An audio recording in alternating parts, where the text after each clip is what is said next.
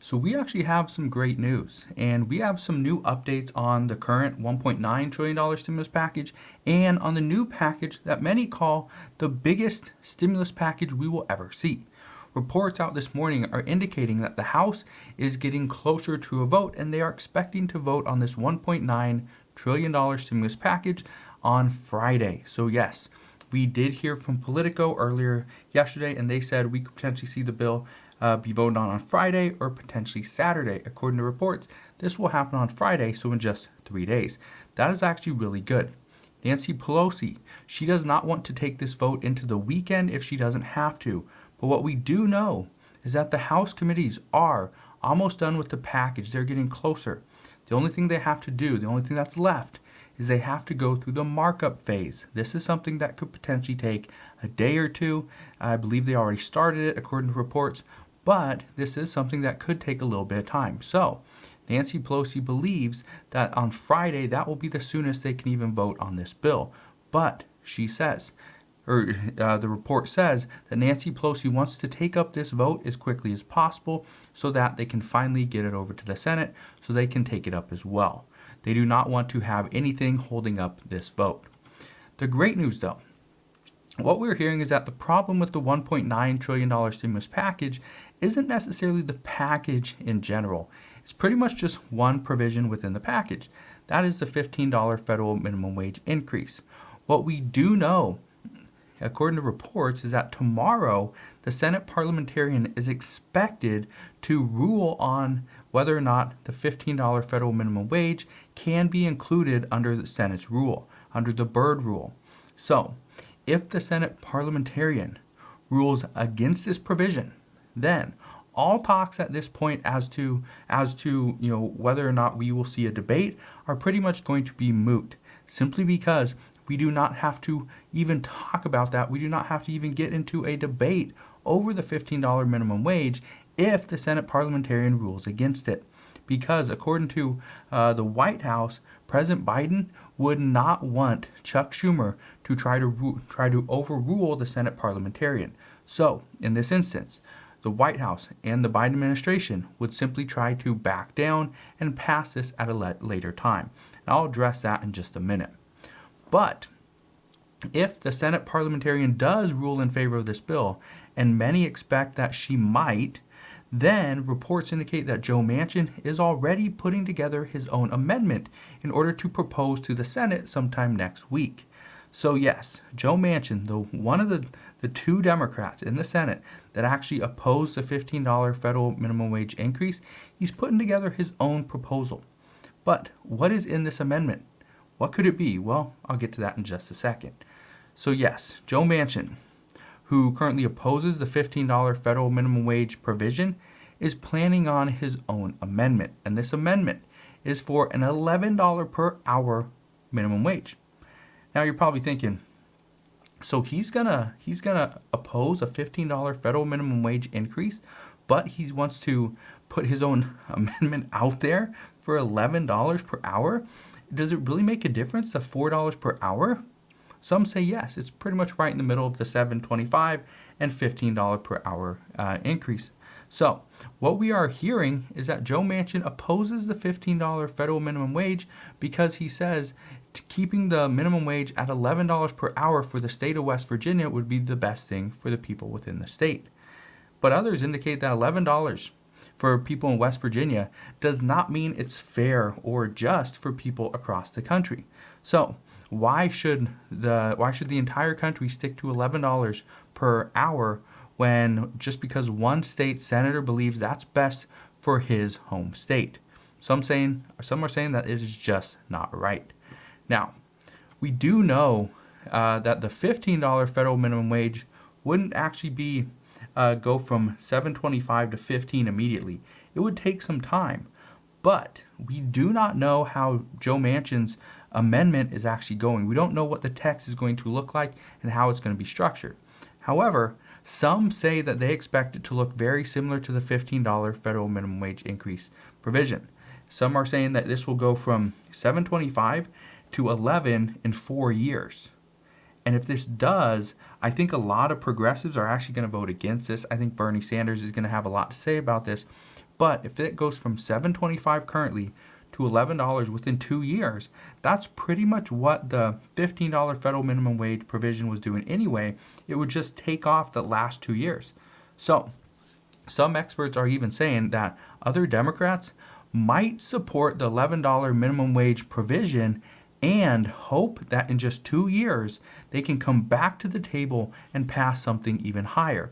So then take it from the 11 up to 15, because things might change in the next couple of years, and we just don't know. Others are saying that having the $15 federal minimum wage provision hold up the rest of the stimulus package is quite absurd, that they do not see why having a $15 federal minimum wage is so important at this time. If we get the American people a $1,400 stimulus check, they would most likely be very happy about that. And we cannot go weeks without seeing unemployment checks go to those that are currently unemployed. Earlier today, Federal Reserve Chairman Jerome Powell, he stated that the current unemployment rate is a little bit under 7%. It's about 6.3%. However, he did say that the actual unemployment rate is closer to 10, and that in the 25%, the lowest 25% people in this country are actually, their unemployment is closer to 25%. So yes, the last quarter of the American people, the lower income individuals, their unemployment rate is effectively 25%. So 1 out of every 4 people of the lowest income earners are unemployed. And that's what President Biden, that's what Nancy Pelosi, Chuck Schumer, even Mitch McConnell have all stated. We need to provide more benefits for those that are currently unemployed. Also, some are saying that the $15 federal minimum wage should not be holding up vaccine funding. President Biden has been pushing to get vaccines out, yet the U.S. government cannot distribute vaccines effectively and efficiently without the additional funding. So many lawmakers right now are more upset with the setback over anything else.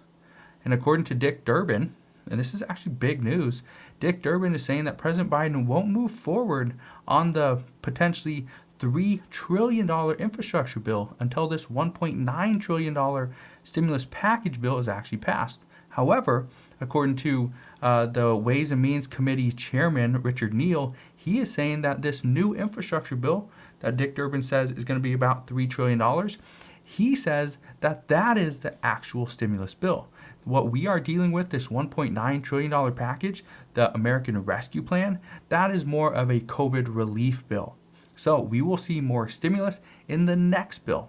As to exactly how much, as to what we exactly will see in it, that currently we do not know, but we will find out. However, Dick Durbin, he says that this bill, this infrastructure bill for about $3 trillion, is currently being drawn up, and this bill will include child care, immigration reform, elder care, climate change, and if the minimum wage doesn't get included into the $1.9 trillion stimulus package, then it would most likely be added then. So we will see additional stimulus. I don't think we will see additional stimulus checks. I don't think we will see an additional or an extension of unemployment benefits.